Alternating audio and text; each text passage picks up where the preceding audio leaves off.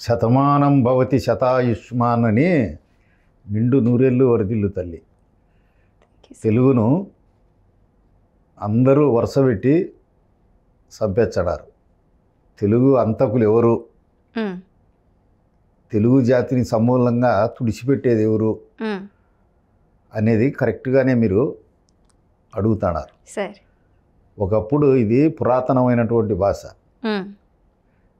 సుమారు 45,000 సంవత్సరాల 50,000 సంవత్సరాల కిందట మూల ద్రావిడం మాట్లాడేవాళ్ళం. 2,500 సంవత్సరాలకు పూర్వము మూల ద్రావిడము 21 భాషలుగా విడిపోయింది. ఇండిపెండెంట్ భాషలుగా అభివృద్ధి అయింది. తెలుగు భాషకు 2,500 సంవత్సరాల సుదీర్ఘమైనటువంటి చరిత్ర ఉంది. 11వ శతాబ్దంలో నన్నయ్య భట్టారకుడు సంస్కృతం నుంచి మహాభారతాన్ని రాజమహేంద్రవరంలో తెలుగీకరించడం. దానికంటే ముందు నన్నెచోడుడు ఉన్నాడు.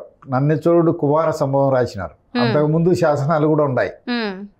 ఈ ప్రాచీనమైనటువంటి ద్రావిడము 21 భాషలుగా ఉండడం తెలుగు, తమిళము, మలయాళము, కన్నడము, గదబ, కోత, మాండ,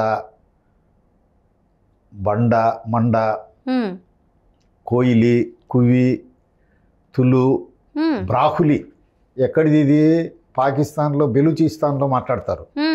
బ్రాహులి, నాయకి, గోండి, ఇట్లా 21 భాషలుగా విడిపోయింది.